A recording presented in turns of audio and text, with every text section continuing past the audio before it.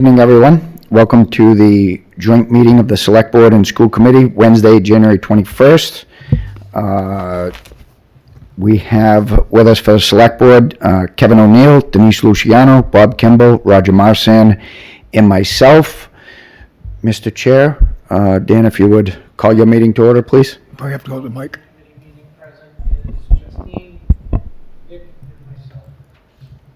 Okay. Thank you, sir. Let's start with the Pledge of Allegiance, please. I pledge allegiance to the flag of the United States of America and to the republic for which it stands, one nation, under God, indivisible, with liberty and justice for all.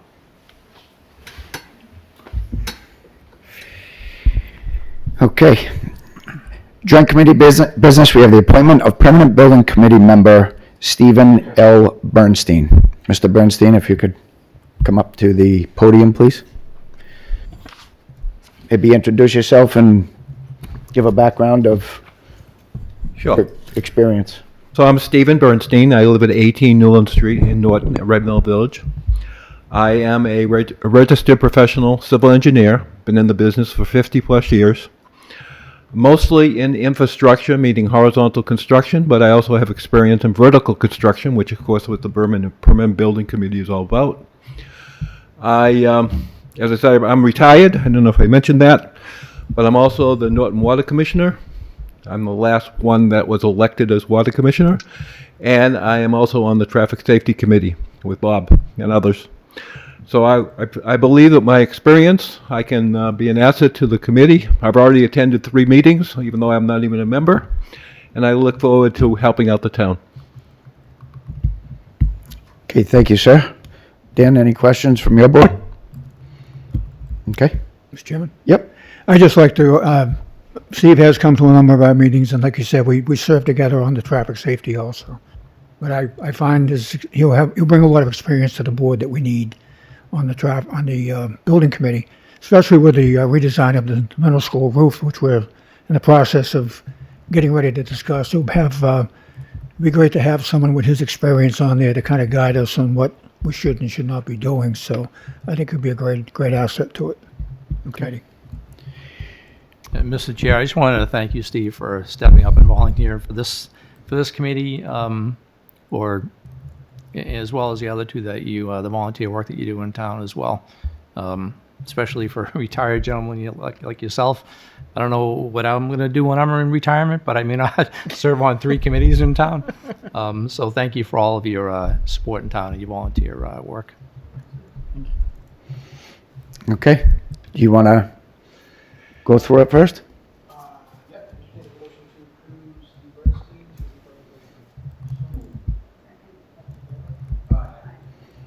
Okay, thank you. Mr. Chair, Yes, sir. I make a motion that we approve Stephen Bernstein to the Permanent Building Committee. Second. All in favor? Aye. Welcome, Mr. Bernstein. Thank you very much. Good luck. Yeah, thank you. Thank you. You need to adjourn?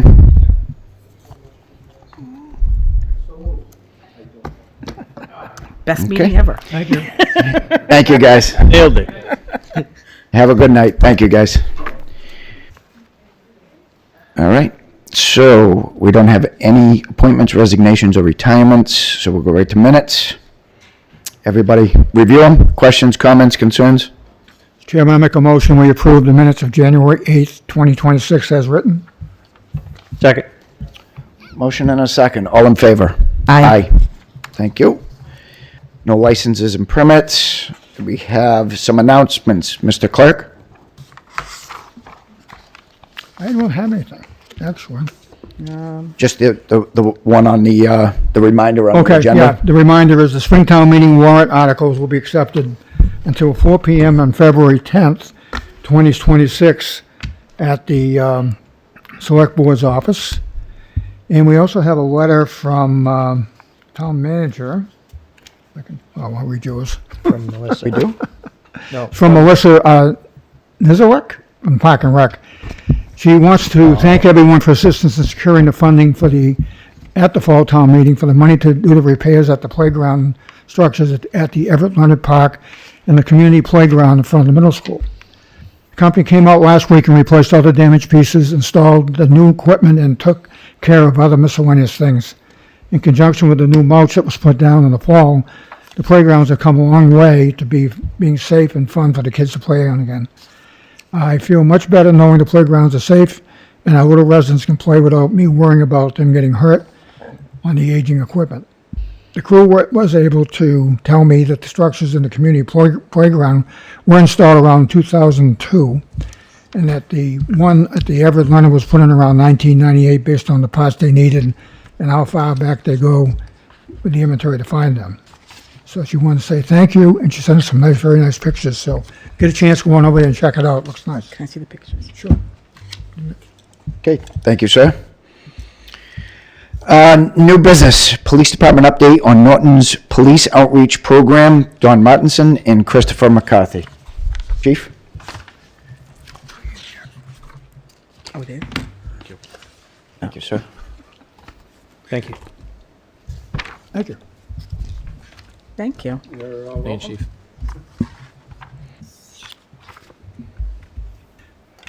All right, good evening.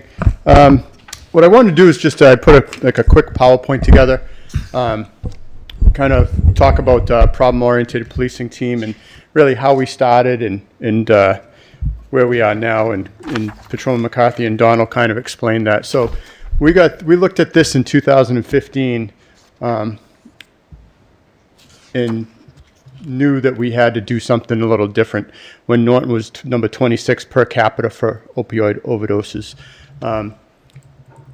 And at that time, we put together a problem-oriented policing team to do more follow-ups and get to the root of the issue and put some resources out there. So we put a team of officers together to do follow-ups.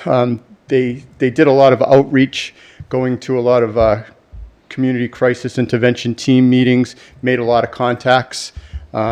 And we also saw that with the opioid addiction, there was a lot of mental health issues as well. So I'd be remiss if I didn't, talk about these two gentlemen, Detective Sergeant Jesse Winters and Detective Nick Precook, because they set the foundation for this whole program. They did a lot of legwork. They did a lot of, this was new to the area at the time. They got a lot of accolades, and it's just that the program itself just morphed because of the groundwork that they put into it.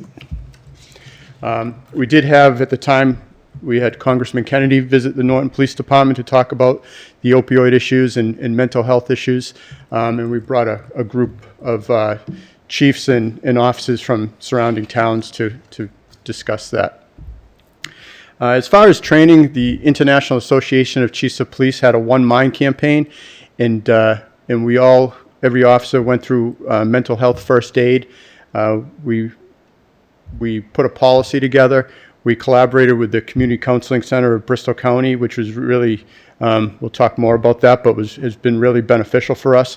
How this started is that myself, Jesse, and Nick Precourt basically knocked on the door of CCBC at 108 West Main and said, hey, can we build a partnership? And they were really fantastic, and they've been fantastic to this day. So we really started in 2017 with this partnership. It was basically one day a month at the time, and it's a team approach. And one of the big things is to give resources to people, but also to divert them from the criminal justice system as well as the hospital setting. So, she'd probably kill me if she was here, but Corey was our first clinician. She's actually now Dawn's boss, so she hasn't gone away, but she's really valuable. She comes to our NOPE meeting still. And as I said, they've done a lot of education for us. We became quite busy doing this. I think what they'll talk about a little bit more as well. And then finally, we got a grant a couple of years ago with the town of Rainham. And the grant is a $200,000 grant per year, where we get $100,000 that we're able to do the follow-up. We're able to have a clinician and do outside follow-ups. And I say there's hundreds of follow-ups. I mean, we're probably almost at 1,000 follow-ups since we started. So And with that, I'm going to turn it over to Chris and Don to talk a little bit more about the program. Thank you, Chief. Good evening, ladies and gentlemen. My name is Officer Chris McCarthy. I've been on the Norton Police Department for 15 years, and thank you for this great opportunity to inform you about our program. The POP program is essentially a problem-oriented policing with a strong emphasis on community outreach. We believe in the soft approach, unmarked cruiser and plain clothes. This provides a non-confrontational setting where uniforms, cruisers, and ambulances may bring up past trauma and potentially elicit a negative interaction. We are afforded the time, means, and availability to form trusted bonds with our town's most vulnerable citizens. We believe in de-escalation to avoid a potential greater issue, where we can literally slow the momentum of an incident down to ensure the individual in need is both heard, fully understood, and a viable outcome is obtained. Where criminal charges and handcuffs may not be the appropriate solution. Our calls for service range from children in crisis, domestic violence, elder abuse, and real-time mental health crises. Also, with an emphasis on individuals suffering from substance abuse. We respond both proactively and reactively where we encounter an issue and see it through by ensuring those in need are able to receive the appropriate assets and resources available, and continue to follow up to ensure every encounter is a success story. Mental health related calls for service are up exponentially in recent years. Dawn and I continue to respond and gain positive reports and offer the best possible police and clinical services we can provide for those affected, as well as their families. We work directly with the Patrol Division, Norton detectives, POP units from the surrounding communities. We are very fortunate to have an exceptional fire department who is on board and assists us in our mission. We work hand in hand with the Norton Public Schools, faculty, administration, and staff, as well as with the school resource officers. We are in constant communication with Norton Glen Management and perform community functions alongside them. We are assisted by Beth Rossi, the director for the Senior Center, Missy Williams from the Housing Authority, and Estelle Fleet, our very own veterans agent, who truly care and take pride in their work. We assist the Department of Children and Family Services, DCF, the District Attorney's Office Special Victims Unit, the Norton Opioid Prevention and Education Committee. In closing, we are committed and dedicated to providing the highest level of service to our community. Lastly, we are very fortunate to have Dawn working with our department. Her professionalism, knowledge, and expertise are second to none, and our community greatly benefits for having her on board and serving our community. Thank you. And with that, I'll leave it to Dawn.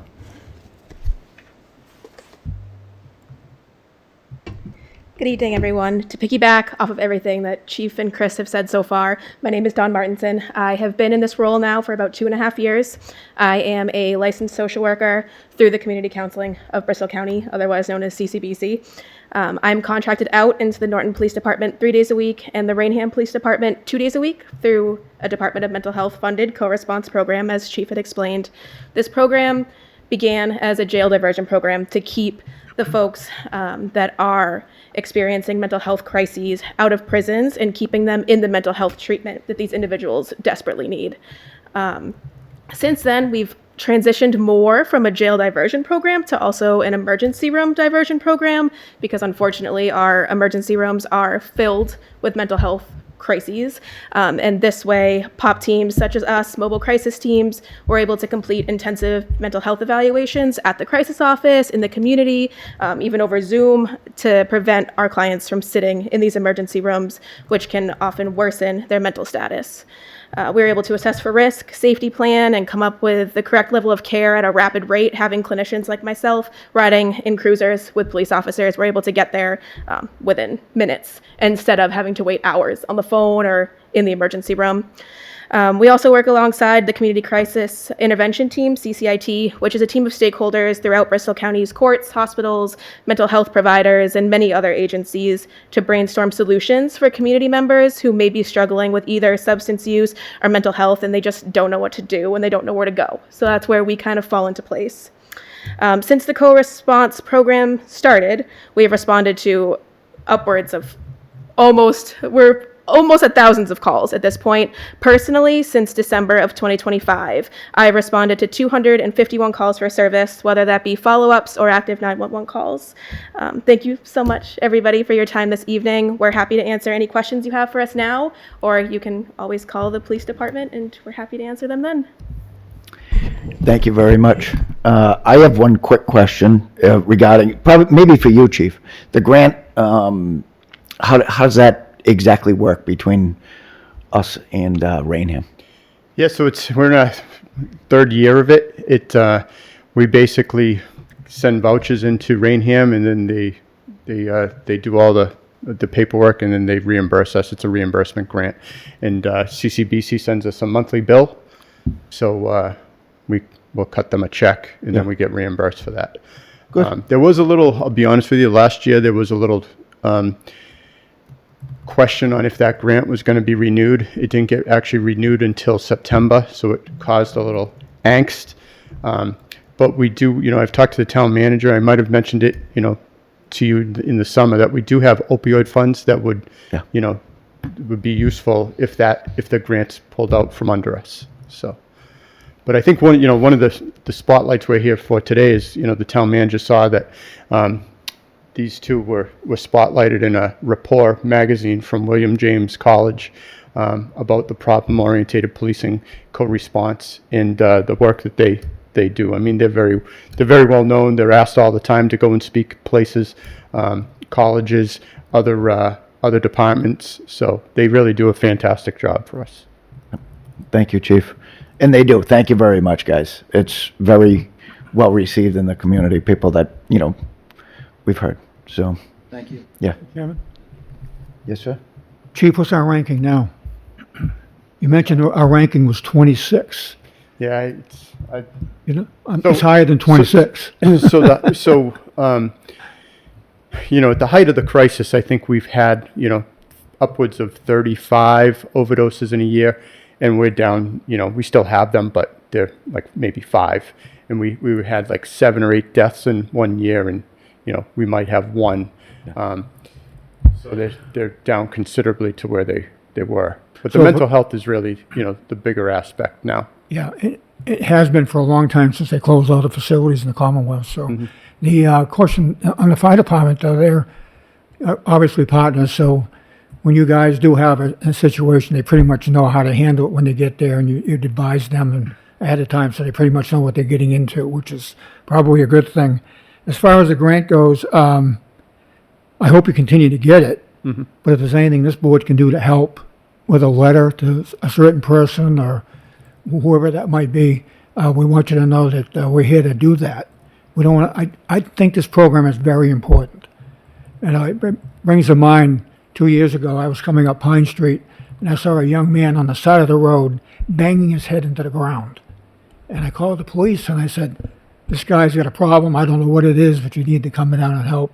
And they came down and they did a nice job of calming him down, and they took him somewhere, where he needed to go somewhere. So I think that's probably a good example of how that system can work. I know way back when, in the early days of your programs, the young men that were involved in it were very much involved in it.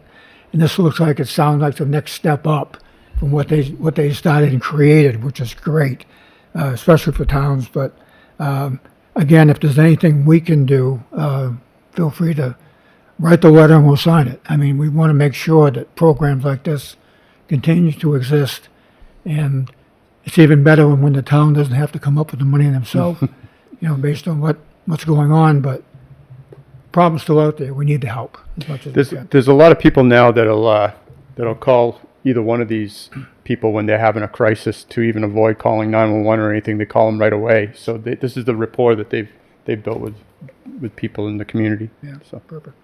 Mr. Chair. Yes, sir.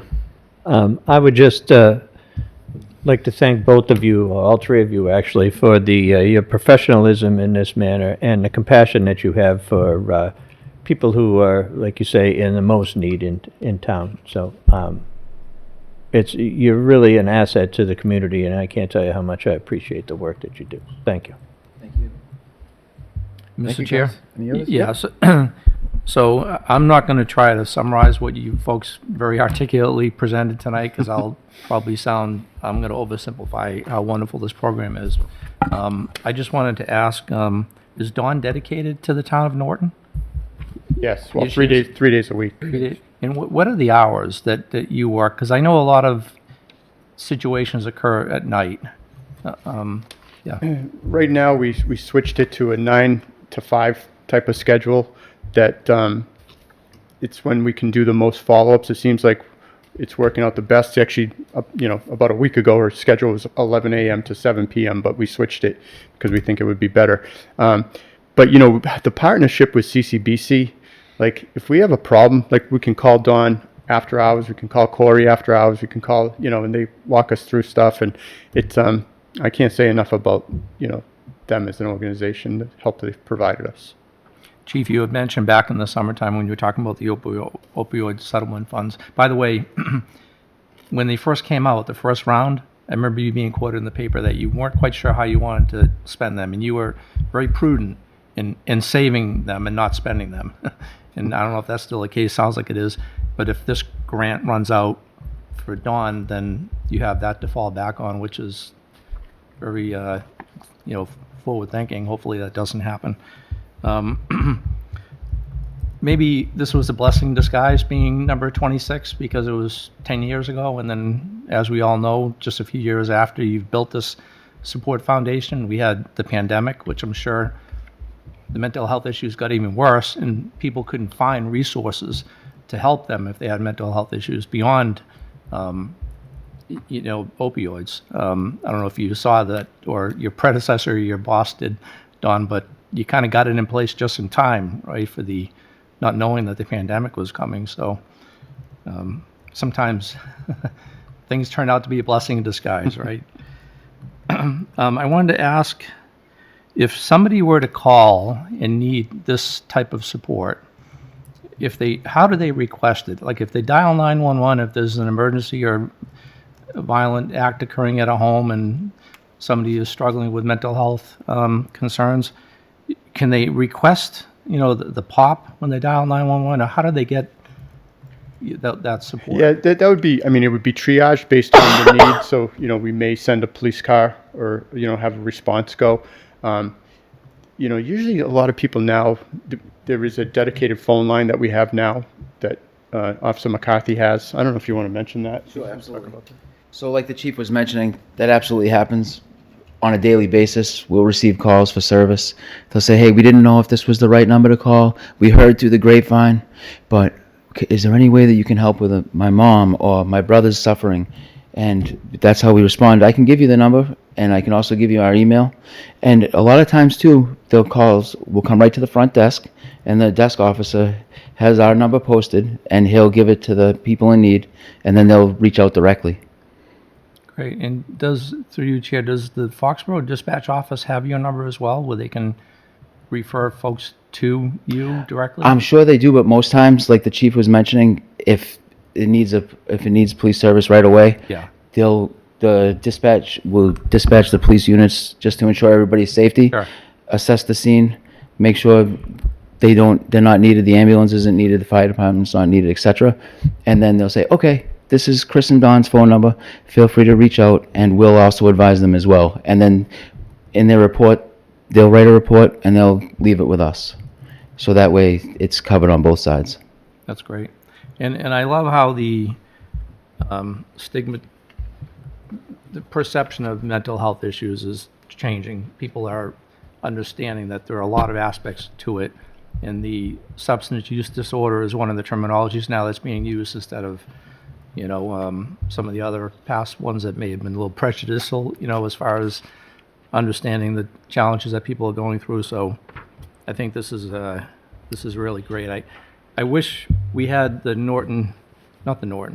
Sun Chronicle on this Zoom, because the next step, I really want to hope that we get some kind of a PSA out beyond what you folks are doing. Like, I wish somebody was reporting on this meeting tonight, where we could get some front page news in the paper, or at least some public recognition of the work that you're doing, and then let the community know that we have the support channel in town. So I don't know, Mr. Town Manager, if there's anything we can do through a social media post through the town of Norton or on our website, or maybe just reach out to the Sun Chronicle and refer them to the, this taping of this meeting tonight so that we can get the word out, because very few people watch these meetings, and this is too important not to promote. On that note, it might be, if we haven't done it in a little while, it might be a good time, in particular, to reach out to Norton Cable and do a little segment on that, and then we can link it to our social media pages and put something out. So That's great. Great idea. Thank Yeah. you, Chief. Anybody else? No? I echo all of that. Okay. Well, thank you very much, guys. thank you. Thank you for your time. Thank you. Appreciate Great it. job. Okay, so we're going to jump to, jump over old business and do one line item of the town manager's report out of consideration for the person being appointed, and then move back up to the item B of new business. So, Mr. Town Manager? Thank you, Mr. Chair. So, as was mentioned, Mr. Bassam Awad is here with us this evening. This notice of appointment is a long time coming. This is our first IT director for the town of Norton. We couldn't be more pleased with our choice. After an extensive process, Mr. Awad rose to the top, and he has experience in other towns doing the exact same thing that we need here. And I couldn't be more happy to introduce everyone to Mr. Awad. I don't know if we should have him say a few words, or... Wait, are you Mr. Awad? If you could come up to the podium, please, sir. Welcome.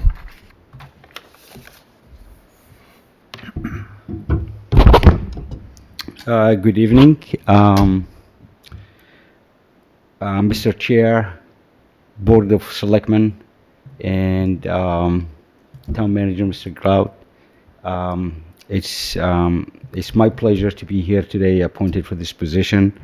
Again, my name is Bassam Awad, and it's my honor to be here today to serve the town and solve most of the problems that you guys have here that Mr. Cloud already gave me a list of projects to work on.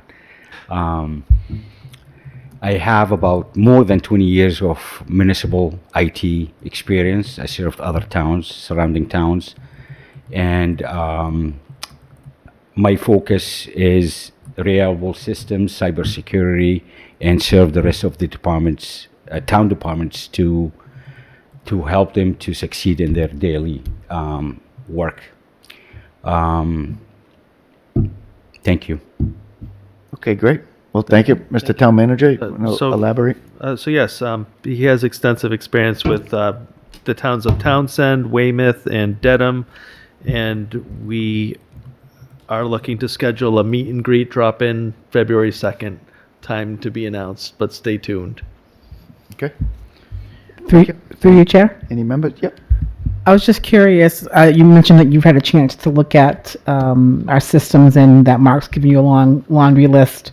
What would you say are the top 3 things you're looking to tackle? I need to understand the network system that you have right now. I want to see what's in place for cybersecurity. That's the most important thing. And actually go through, walk through each department and see what they have for equipments.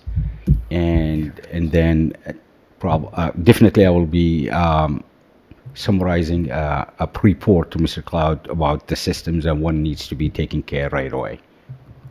Right. I would add, if it's okay with Mr. Chair. Yes, absolutely. A couple of priorities are inventorying the technology assets. Besides vehicles, laptops, monitors, and accessories we need to keep track of those a lot better than we are. And also implementing a ticketing system. So when somebody makes a request to IT, it's recorded and tracked. We've received your request. And that way we're keeping track of the great work IT is doing. So those 2 things are on top of the list in addition to what was mentioned. Sure. I was gonna say there's probably a lot of space for technology advancements to help make life simpler for a lot of people. Use of AI certainly is becoming a big thing. More scanning and electronic use of documentation. I look forward to seeing what you can do. Sure, that's the most important. That I'm going to be evaluating what you have right now. Yeah. And then I'll be making a recommendation what needs to be taken place or what we have to purchase. Ticketing system is very important because that's how we can, communicate with the user, keep a record of what the department will be doing. In the meantime, you can do a lot of stuff with the ticketing system that you can schedule patches, updates, Windows update, antivirus update, and so a lot of stuff that you can do with the ticketing system. So, Great. Look forward to it. So, Mr. Chair, the proper pronunciation of your name, just so we get it right. sure, Bassem, it's Bassem, and last name Awad, Awad. Well, Mr. Awad, we'll probably start calling you Bassem once you get started, if you don't mind. We're No problem. We're friendly around here, and we're informal, and we're all dressed because we had our picture taken for the town I see. report tonight. We normally don't dress. At least Alec doesn't. No, I thought it was because I thought it was because Bassem was coming. what's that? I thought it was because Mr. Ahmad. We dressed up for you. That's right. I love the way you responded to the question, Denise's question, because I love that approach. You need to assess where we are today, evaluate, kind of go through discovery before, and what the town manager mentioned, obviously those things need to be done, but somebody in your position, it's good that you have that perspective to understand where we are now first, assess the current state, if you would, right? And then kind of layer on top of that what the solutions are. So that was a very good response. And we're very lucky to have you, as the town manager probably indicated. So welcome, and we enjoy meeting you, and we look forward to working with you. Sure, thank you. All right. I think one of the critical things for me is security. Not that long ago, the school IT system was compromised, and it wreaked a little bit of havoc and cost some money. So that would be more of a priority, from my standpoint. And I'm sure that's probably going to be conveyed and dealt with as well, to make sure that our information is protected. In the event that someone does try and hack in, it will be thwarted. So, but thank you very much. Appreciate it. Anything else? Anybody else? You want me to read do we want to go through the process or not? No. Okay. No, thanks. Okay. Thank you, Mr. Chair. Yep. Thank you. Can't wait for you Thank to you. start. Yep. Good luck. Thank you, sir. Congratulations. Thank you. Okay. So let's jump back to item B of new business, 2026 Springtown Meeting warrant proposal for district improvement finance consultant from town planner. He's been waiting patiently. Come on down, Paul. Hi, everyone. I'm Paul DiGiuseppe, I'm the town planner, and I'm just going to share the screen and then let's get started. I have a short presentation, but also as I'm going along, please feel free to ask questions at any time. Always find that presentations, I know when I'm listening to them, I'd really like to ask it when someone is speaking anyway. So there's a couple of reasons why I'm putting this forward. One is there has been a tool available to municipalities to finance infrastructure for a long time, and it's this district improvement financing. And so I'm going to talk about that. But what's also driving this is, in my role as economic development director, I work with other departments to figure out, what can we do to bring development in? And many of you have heard me say this, but sewer is the key driver. So the purpose of this whole initiative is to see, is this tool something we could consider to do to help finance sewer expansion? And in particular, one of the area we've talked about a lot internally as staff is extending the sewer from where it exists now at the housing authority and getting it to the middle school. And I'm not the engineer, I'm not public works director or the sewer superintendent, but that has been a discussion I've had with the sewer superintendent and some other staff. So we wanted to get going. In fact, we applied for a grant to finance this last year, but we did not get it. And so now I'm trying to see if there's another way we can approach this. And again, I'm just seeing if this is something that the select board would like to see on the town meeting warrant.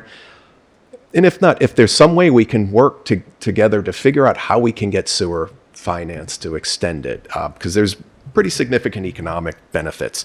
So I'm looking at a $50,000 request to fund SERPID, our regional planning agency, to help us do the plan.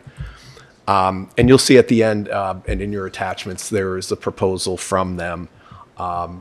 So I'm going to briefly go over what is district improvement financing and then what are the benefits, and then talk about the comparison between financing with a DIF and not, and the way, which is the way we've done it before. So simply put, district improvement financing allows any municipality to capture in a district that's defined, where you say, we're going to look at, let's say, West Main Street. Let's look at the area between the housing authority and the middle school. We want to designate that as a defined area. And any new growth that happens in that area after this plan has been adopted, the new growth can be allocated for just the incremental growth could be allocated back to pay off the bond for the sewer. Doesn't have to be 100%. The town would define if it's 50% of new growth, 75%, or 100%. But it gives a chance to help pay back the loan. So it's a new tool that we haven't used before, but it's reinvested to help with the sewer. And I keep saying sewer because this really works best when it's paying for an infrastructure that attracts growth. And sewer really is that one. It's not going to be sidewalks. It's not stormwater. Those are important things, but those don't attract growth. The existing tax revenue is still protected. So if that area was, let's say we were bringing in $1 million a year for it, we would still get that.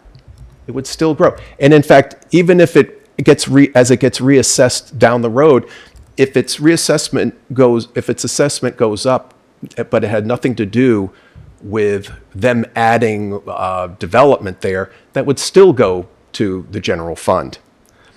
The DIF, it's not a tax. It's not an increase, a tax increase. It's just a tool. It's just a way of allocating new growth in property taxes. And the DIF has been used by a lot of towns throughout the state, in fact, throughout the country. But Mansfield, Easton, Taunton. In fact, the Cape now is looking, a lot of communities there because of the septic issues they have.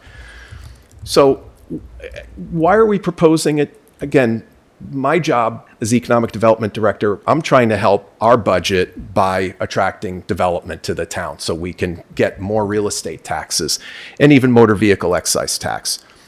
So funding sewer is a big part of it.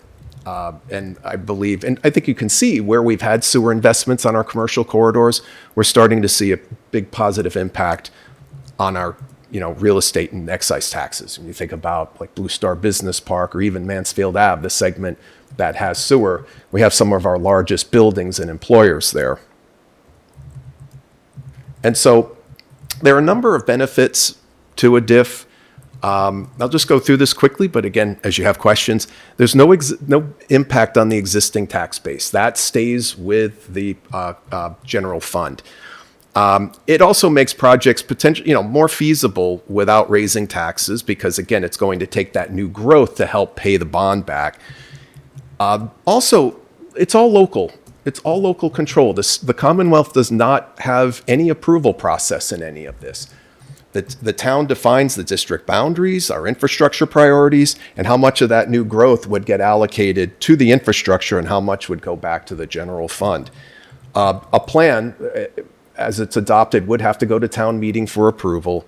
And finally, there's a number of other things, but it also supports the master plan, which the master plan talked about the need to use infrastructure to promote economic development, particularly in key corridors and economic development areas, underutilized sites. So I just briefly want to talk about the difference between a DIF with traditional infrastructure financing that we've done. How do they work? What are the advantages, trade-offs, and so forth? And ultimately, when is the right time to use a DIF? So with a traditional financing without a DIF, which we've done to finance other projects, we issue a bond to construct sewer, and the debt service is paid from the Sewer Enterprise Fund, and there are betterments, or it's paid back out of betterments and rates. There are a number of advantages to doing this. It's certainly a great way. We've done it before. We're familiar with it. It's relatively fast to implement. Once we get the money, we can start spending, and we control it. But there are considerations as part of the trade-off. There's existing taxpayers and ratepayers pay for it, so they bear the risk.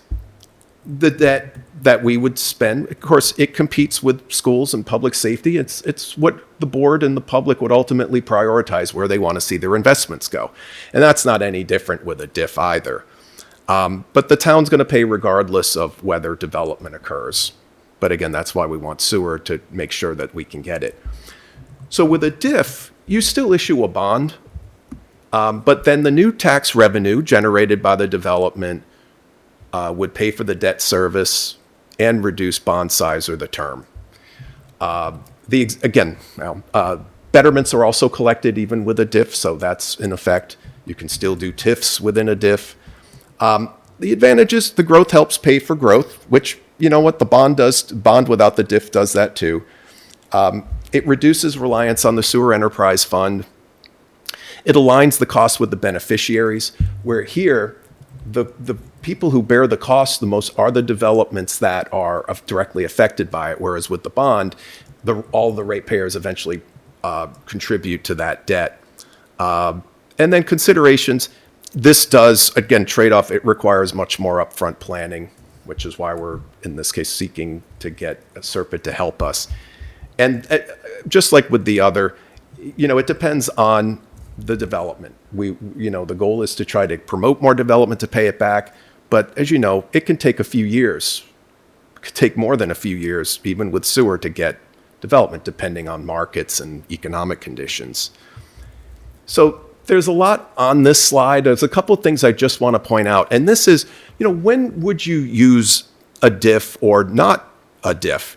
And just in looking at research, we would want to consider a DIF where it enables and promotes economic development, which I would say where we're proposing here would be. But I know that there's also concern to make sure we have budget flexibility, that all new growth would go to, into the general fund. And if that's the priority, then we, would advise that the bond go forward with a bond with no DIF. I should say too, with the proposal with the DIF, I'm just putting out there what area I would like to see, but we would have to work with a lot of departments to determine what are the areas that we want to see that infrastructure go in. For me, I think the big bang for the buck is that segment from the housing authority to the middle school, but we have a new public works director. We would need to work with people, but so, there's no better option than the other. It really is what option best aligns with the town's priorities for this. And then I just wanted to put up here was the proposal that Serpent provided. You'll see that the grand total was $65,000, but they're proposing that we could use municipal assistance hours and direct local technical assistance. If we agreed to use that, that would reduce it by $18,000, and it would be at roughly $47,000. But I just put in some contingencies. So that is the end of my presentation, and I'll be happy to answer any questions. So, Paul, thank you very much for running that down. One thing that just sticks out to me is Probably the biggest thing, I mean, I have a couple notes that I jotted. What do we need to pay Serpent 50 grand for? When, you know, this is part of your job as well as our new TBW director identifying. We know the areas that we need to update our infrastructure or expand. We already know that. We don't need we can put a plan together. You know, that's one of the main things, you know, besides having our new DPW director, I think in conjunction with the DPW director, putting this on paper.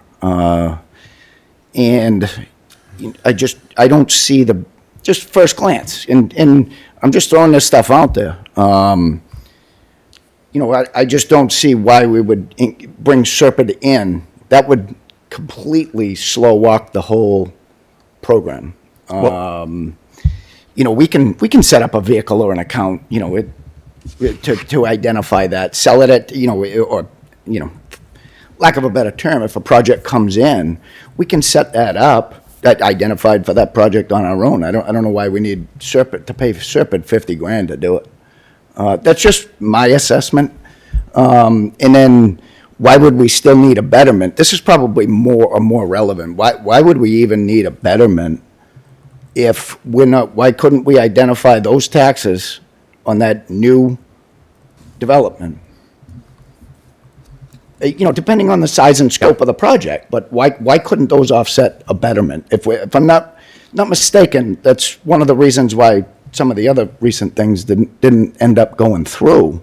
And I don't want to keep making, you know, this is, you know, a squirrel going in a squirrel cage. I don't think Serpent is just my 2 cents from as a developer standpoint. Right. So to your first point, a big part of it is the resources. This is intensive. If you look at some of the diff plans that are there, there's a lot of technical work that I certainly don't have the capability of doing. You have to look at properties and try to estimate their redevelopment potential. And then you have to try to do revenue projections, because part of this report, you're projecting revenues that you hope will come to fruition, or you can exceed them to help pay back the loan. I don't know that we have the horses here to be able to do that. I don't feel particularly comfortable with the capabilities that we have for it. I understand that, and I appreciate that and respect that. But you know, a developer that's going to bring a project to the table, they already know that. We make them do the calculations. I mean, I do this for stuff that I do. I have to. It's part of being a developer. We put the onus on them, and then we set up the program, our own in-house diff, and you know, if you will, where that tax base increase, you know, whatever that value is when that project is fully built out, that can be used to pay down that bond. I don't know of any Is there anything I'm missing? I think there's a lot more detail into this plan. I mean, there's going to be a lot of things we can do, but there are the fiscal ends of it that I don't know of any town. Every town I've looked at has consultants helping them put this together. And the reports I've seen, again, when you get into fiscal projections on revenue, that's out of my league. I mean, I can contribute some aspect of determining what a property might be able to do for redevelopment, but we don't even have the software to do that. A developer does it. They already know the value of the project they're building. They have the resources. I'm a 2-person planning department. Oh, yeah, I just don't have, I hate saying that because I understand, with you. but that's how we get the information. We don't have to develop, we don't have to find out that information. That's right at our fingertips. Well, we They can give it to certainly us. look and take a hard look as a team and see if that's information. But and again, I'm not trying to avoid work because not at all. I just want to make sure it's accurate because we're dealing with projections on taxes and whatnot. Sure. We need to make sure that that's, professionally done and, we want to make sure it's accurate. We don't want to really miss on that because that would be a very Absolutely understood. I do think the new DPW director, once he gets his plan in place and starts, getting a good, good baseline of the infrastructure we have and the infrastructure that we need. I'm sure he's doing some informational meetings with community members, all stakeholders and everything to know where our deficiencies are and where our priorities may be. And I think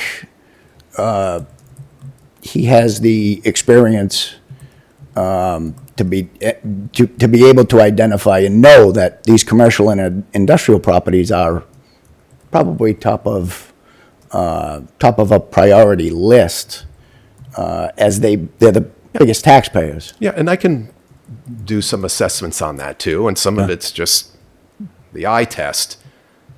Right, when you go down through Route, where we have sewer, and there's a single-family home or a very underutilized property, that sewer changed the land value. And that's why we're starting to see, even on that's changing it. I mean, I can go back and talk with some of the staff and go over this and see, is that something we might be able to do in-house?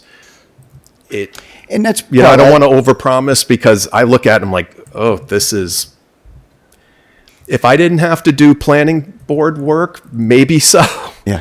But no, I get it. I understand. That's just my first take on it. Yeah. And it's obviously, there very well may be some stuff I don't know. And that's why we're seeking, this conversation, and then your guidance on it. I want to make sure that there's support from the select board to move forward on this. At the end of the day, I hope we just have support to move forward on sewer for economic development purposes, whether it's the DIF. I don't want to come across as saying DIF is the tool we need to use.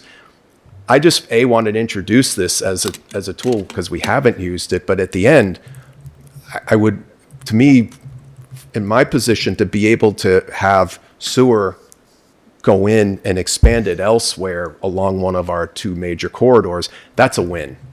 That's what I'm looking for. Absolutely. Yep. Whether it's a DIF or not, if we don't have to do this, and we can go another, if we wanted to take the approach we took with West Main Street, 5 years ago, well, it was constructed 5 years ago. That's great. That's that's a terrific. It's just, looking at just providing you all with some other potential tools out there. Mr. Chair? Yes, sir. If you don't mind, I just have a couple questions. So, Paul, I'm trying to wrap my head around this. I probably shouldn't have been looking at your slides while I was trying to listen to you at the same time, because one got in the way of the other. But that's what happens when you're over 60. The DIF. Thanks for letting me know. I'm almost there. So help me understand how the DIF differs from what we traditionally are doing today. When there's a sewer line put in, and you have the betterments and you have the tie-in fees, and the initial bonding comes out of the sewer funds and then it's paid back. Is the DIF like an actual overlay district, or does it require the developer to pay more of the upfront cost? Just explain it. No, it's not, but it is a district. But it's a district for where you are identifying those properties from which you will absorb or use the revenues from new growth to be reinvested back in. But it doesn't make the developer or property owner contribute any more to it, or less. The businesses that tie in do? Where's the extra revenue come from? Again, there's no new tax, and it's not a tax increase. Okay. The difference is where if you do a bond without a DIF, all the new growth comes back to the town in the general fund. But you're still using the sewer enterprise fund to pay off the bond, or there may be some other bond methods that we use. In this case, if we floated a bond, you would use that new growth or some percentage of the new growth from that district to pay back the bond.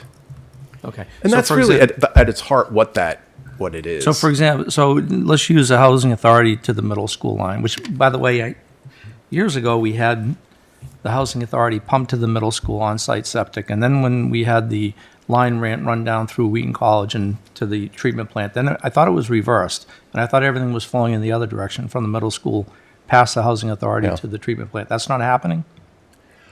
I know, well, now that the high school and the housing authority are on sewer, I mean, I can't answer that, but there was effluent going from one to the other and getting treated. The But middle that doesn't- school is not tied into the treatment plant now? The No. one down in, It is, my understanding is it is not. I disagree. The pumping station behind the new middle school was designed to pump out into the leaching field. Right. It was failing a few years ago.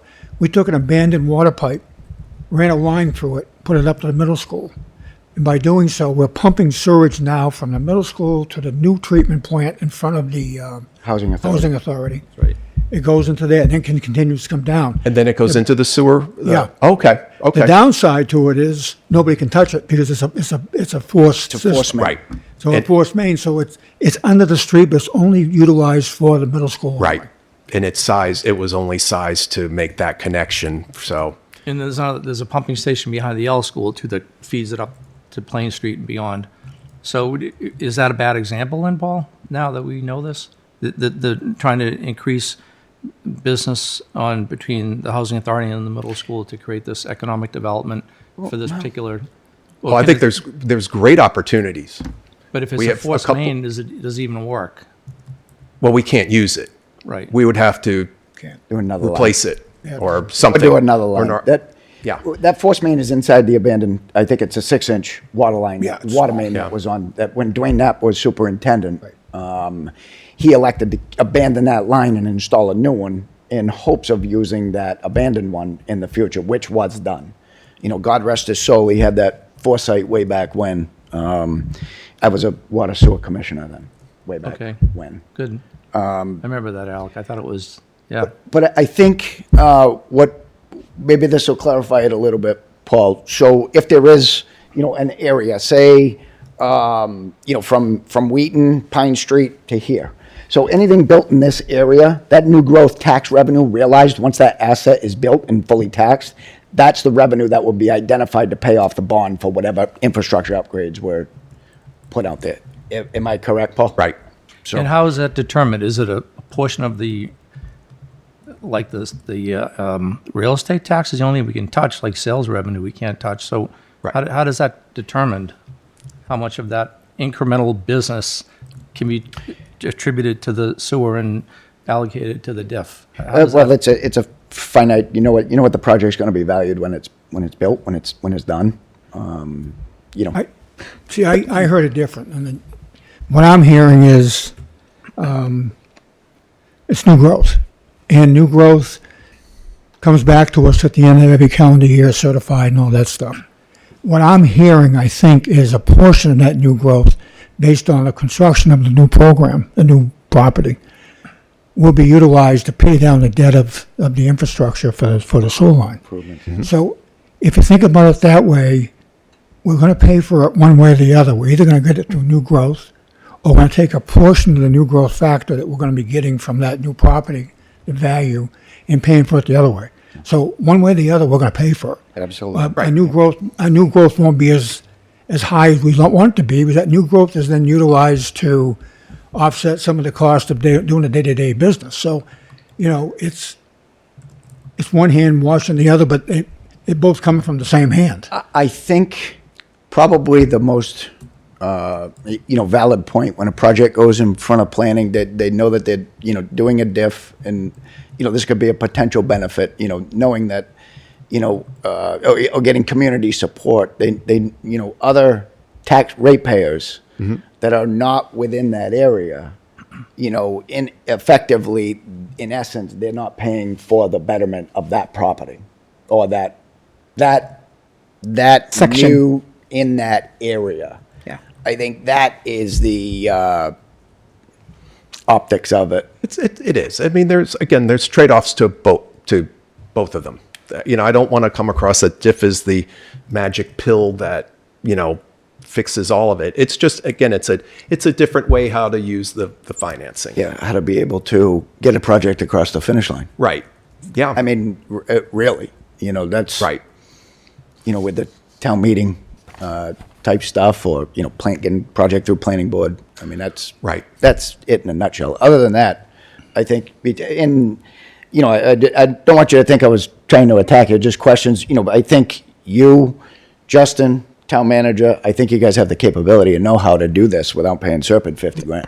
That's my point. For you, Chair, just Yep. I just wanted to say, I do know, like from sitting on the Economic Development Committee, that the two biggest barriers to new businesses coming in are sewer and lack of availability of land. So my concern is the corridor that you pinpointed. I know there's good other options as well, but a well-established corridor where there's businesses that already exist, I don't see a lot of growth that's probably going to happen in that unless they decide to sell a building and someone purchases the property and turns it into something else, right?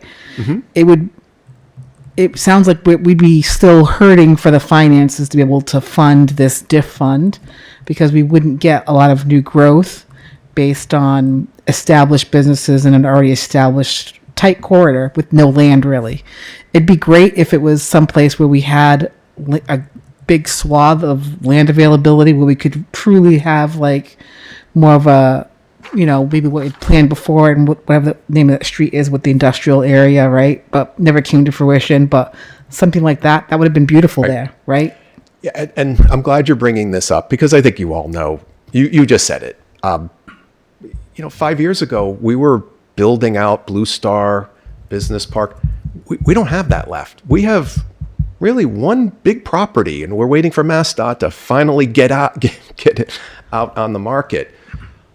I maintain a vacant land inventory of commercially and industrial zoned land. I mean, there's a little bit left, but it's all on septic. It's got wetland issues. A number of these properties. We have to be thinking with a redevelopment mindset. And, you know, we hit our home runs with Business Park and with Blue Star. I think just using a baseball analogy, I think, you know, you can win a baseball game with singles and doubles. I just don't know that we have any grand slam. You know, I think we have one grand slam left. Yeah. And even that's would have been nice if that came on board 4 years ago when we were still building warehouses in this state. So I just think that we can get, even if you see a property that has, let's say it just goes from 1 to 2 stories or even 3 stories, that's still, when you look at it on that basis, it still could be a 25% increase. It's not overall number is not going to be huge, but if you start to see a number of these properties improving themselves, even if they just go in and rehab it, we're going to assess it at a higher level. That's still a win. And you know, we have properties like Valentine and, you know, even 184 West Main. They approached us about helping out because they'd like to see development in those areas. Those could be more substantial. That would be, you know, bigger than that'd be a double. Yeah. Or if you get both of them, that could be a home run combined, you know. Mr. Chairman. So, yeah, I think just looking at it from the perspective of, you know, what can we do to promote redevelopment of limited areas and areas on the corridors, which, you know, not in the neighborhoods, and hopefully direct certain things to those areas, and it wouldn't be impactful to the neighborhoods, unlike some projects that come in front of the planning board. Mr. Chairman, first of all, Serpent, I've had experience of working with them the past couple of years on 3 different projects with the Traffic Safety Committee. And fortunately, I got it for nothing. And they worked with me and helped me do some traffic safety studies and some other stuff that was very, very beneficial. We finally got Woodard Street designated as a no trucking zone, that kind of stuff. Mm-hmm. So I can't say enough good things about Serpent. And in my mind, if Serpent is charged to do this project, we'll get more than our dollar's worth. I think they'll come back with a very complete report, no question about it. Part of the issue we have with additional storage, and we're starting to see that now, especially in the VCC, is the Village Commercial Core, is the fact that putting storage also allows and encourages additional housing in the town. And I'm looking at some of the new growth that's going on in town right now, and I think I'll probably bring up. I was with you last night at a meeting, one of your planning board meetings, and we were talking about Zero Mansfield Ave. I think that's a perfect example of what you're talking about right now. If this program were in place, working with the developer, instead of putting a forced line down Mansfield Ave to the center of town and connecting, I believe what you're saying is this program would allow us to go to the developer and say, look, you're going to go to this expense anyway. Once you put up your cash, we'll put up our cash. It will make this thing a gravity-fed system that would make sense if we wanted ever to develop any section of Mansfield Avenue, from the res down to the center. When it comes to West Main Street, that's pretty obvious. Because you do have Valentine too that has a piece of land there, but there's other parcels along the way there that are pretty much not going to go anywhere as long as they don't have storage.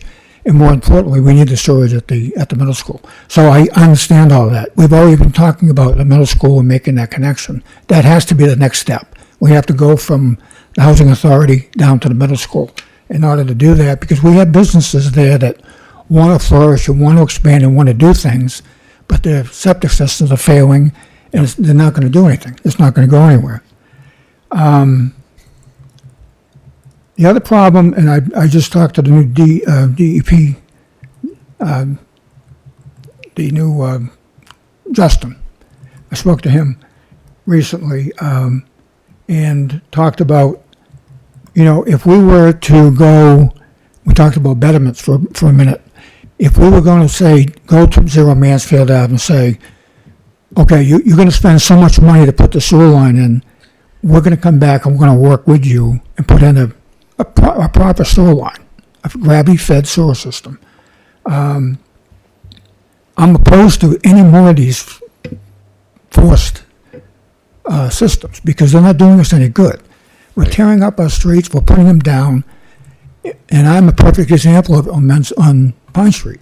I have a sewer line that I gave the town a betterment to put the sewer line through. It runs right in front of my house, but I can't connect to it. Not that I need to, but I would have if I could have. Sure. That kind of stuff.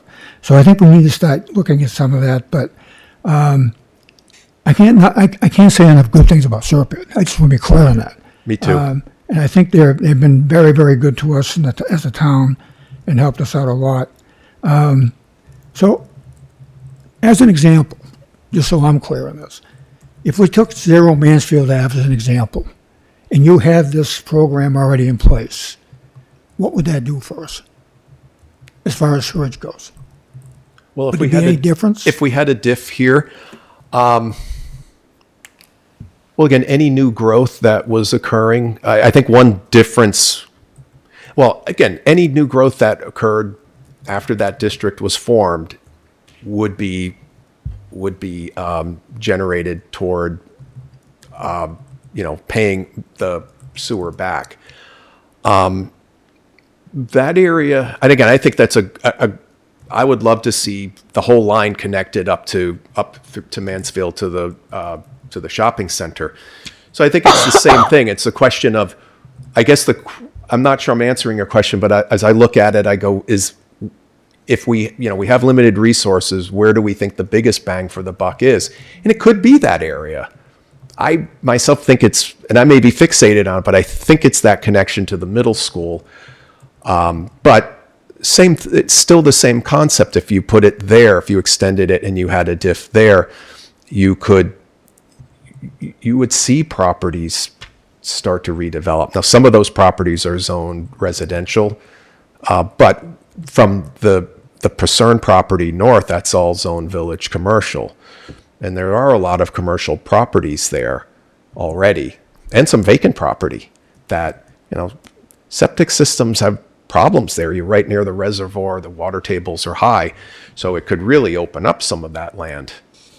Mr. Chair. I think the downside on the Zero Mansfield property is, as a town, we probably should have had more focus on what was going on over there. And you talk about development of property, that's probably one of the few commercial properties we might have had a chance to do something with. There's a lot of wetlands in there, I understand that. But with the proper sewerage and the proper, process, I believe that probably could have been utilized for something other than housing, which is what's going in now. And it's unfortunate that we lost that. Well, the other aspect with the diff that we would be looking at, and this is something we can still do in-house, is look at our zoning. I think we need to, I know some of my board members, we really want to look at that. Because if the goal, say, for example, in that area was to say we just want it as commercial, but not all residential. Now, right now, the zoning says you can do that. But down the road, as part of this, we really need to take a look at the zoning, take a look at the uses and go, can we live with that if this comes in? Because we might go, we don't want to. So there are things we could do with zoning, like create a new zoning district, or say, put footnotes in the use table to say, you can do this only if there's sewer. Something like that, but to look at an area and try to determine what its essence is and what we would like to see there. Because, yeah, I agree. We right now with Village Commercial extending so far down at 123, you could see, theoretically, the possibility of a lot of residential because it's allowed there by special permit, or some multifamily is anyway. Mr. Chair, so I gotta get back on track here with my mind. So the funding of this, would it be through the sewer and water enterprise account at the town meeting? The It would be $50,000? through a bond or some other mechanism, but it wouldn't be out of the enterprise fund. It would not. Right. Okay. So for the Serpent expense I'm referring to. Oh, I'm sorry. For Serpent, The funding source hasn't been identified, might be free cash. If this is something, we're not asking for any action tonight, just wanted to get the board's take on it. Okay. And have you reviewed this concept with the Water and Sewer Commission? Because this is really, if it wasn't for Serpent and the economic development component, this would really be in their camp, right? I have not yet. Okay. I was talking with the water and sewer superintendent, but didn't get to their board. Yeah, I completely agree that sewer is the mechanism for more growth. I'm trying to understand. Bob made a point that so if it is a zone, right? An overlay zone. It sounds like It's a district, but in my world, when you say overlay, Okay. it's zoning overlay. So it's a like- district. So we on the front end, we define the district. Serped will probably help us identify whether it's the housing authority to the middle school or even all the way down to Chartley, because there are a lot of businesses down there as well. Whatever that district is, as development occurs, somebody will determine the increase in property values and personal property and such if it's a business, and then a portion of that growth will be utilized through the DIF to pay off the bond. Is that how Yes. you're referring to? So to Bob's point, how does it differ from just running it through? How does the general water and sewer payer in town, how do they benefit? How are they excluded from the cost of that, what's happening in that district? Because the way the mechanism, as I understand it, and I haven't done one of these before, is that by contributing back the new growth, I think that changes the funding mechanism for it. But I can certainly explore that, make sure I understand that better. I think what's happening here is you're taking new growth money that's coming to us that would normally go into the general fund to be utilized for other expenses. On the other side of that, you have a sewer line that could be paid for through betterments or through sewer fees or and all the other stuff. So in this case, what we're happening is instead of the sewer line using their capital account in trying to fund the system through the water sewer department enterprise account, the money's coming out of the available free cash because it's part of a new growth number. So we're actually taking town money to pay for this. And that could be dangerous, in my opinion. And that's what, Bob? Could be dangerous. Okay. Because I agree. there's two things that I think we need to do before we even talk about putting sewer down West Main, and that's to rezone it and make sure we're moving in the right direction. Because what I don't want to see happen is we redesign and redo West Main, and we put a sewer line in, and then suddenly we've got 4-story housing projects going up all the way down West Main Street. That's not in our best interest. Our best interest is to figure out a way to make that property desirable for light industry or retail or whatever commercial process we can come up with. Sure. So if we do decide to do West Main, the first thing we need to do is look at the zoning. I know most of it's in the village commercial, and that puts it in a whole different category where you've got village commercial on the first floor and you've got housing above it. So we have to be very careful about how we approach it if we're concerned about new growth. Sure. And village commercial allows a lot. I think of it as the jambalaya of zoning. You've had Louisiana food, but throw everything in the pot, and that's kind of what this is. It's our most permissive district, which is a good thing, but if you're targeting like you're talking about, then that needs to be we need to be more strategic than what village commercial has. Mr. Chair? Yes, sir.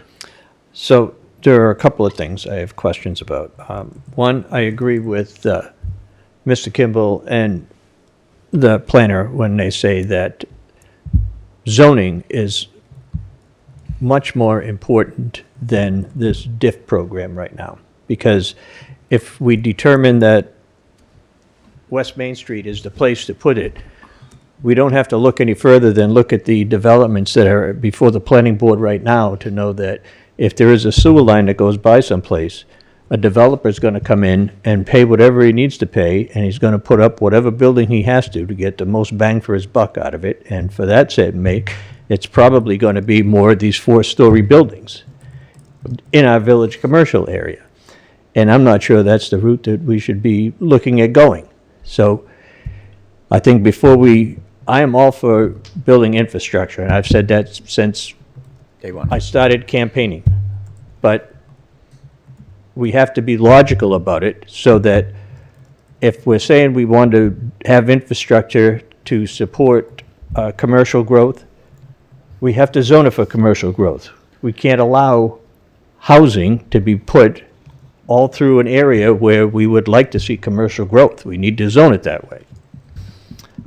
Some of the questions I have about this DIF program is we keep talking about it like it's different money, and you say it's not coming from the taxpayer. Every taxpayer is coming out of that zone.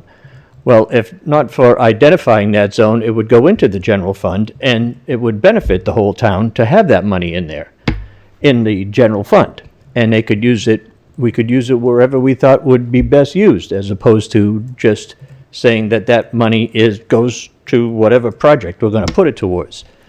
We may be in a financial situation where we need that money to keep Chartley Fire Station open, or to have another teacher, or to buy another cruiser. But if we have that money locked up someplace that we can't use it, then it's not doing us any good except for in that one area. So those are some of my concerns I have about the DIF program.